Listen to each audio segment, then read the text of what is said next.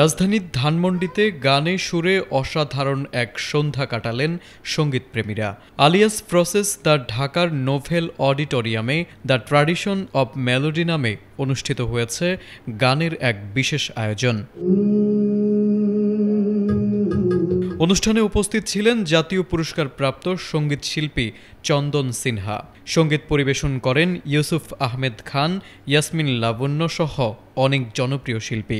এই আয়োজনটি চমৎকার এক কথায়, কারণ হচ্ছে আমরা আসলে যারা সঙ্গীত নিয়ে চর্চা করি তারা তো একটা জায়গায় আসলে চাই যে গানের শো করতে বা গানের আয়োজনের মধ্যে থাকতে, কিন্তু এ ধরনের আয়োজনে সঙ্গীত প্রেমীদের দেখা যায় যারা আসলে এই শুদ্ধ সঙ্গীত একদম সঙ্গীতের যেই জায়গাটা একদম রুট, যে ক্লাসিক্যাল মিউজিক কিংবা একটু পুরনো দিনের আধুনিক গানগুলো পছন্দ করে, এই মানুষগুলোকে এখানে পাই। যদিও এখানে নানান ধরনের গানও অনেকে গাইছেন, তো আমার আজকের দিন যাদেরকে আমি পেয়েছি সব মিলিয়ে চমৎকার পুরো আয়োজন, যারা খুব ছোট পরিসরেও হলো আমার কাছে খুব গোছানো মনে হয়েছে।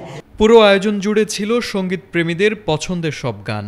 শিল্পীরা নিজেদের পাশাপাশি শ্রোতাদের পছন্দের গানও শুনিয়েছেন এই অনুষ্ঠানে। ভবিষ্যতে এমন আয়োজন যেন নিয়মিত আর বড় পরিসরে অনুষ্ঠিত হয়, এমন চাওয়া শ্রোতাদের। অসাধারণ, খুবই ভালো। বিশেষ করে আমার তো প্রিয় শিল্পী ইউসুফ খান এবং লাবণ্য, আমাদের গান শোনাটা এবং লাইভ এবং এত সুন্দর একটা পরিবেশে খুবই ভালো লাগছে। আমি মূলত ইউসুফের আমন্ত্রণে এসেছি, ইউসুফ আহমেদ খানের।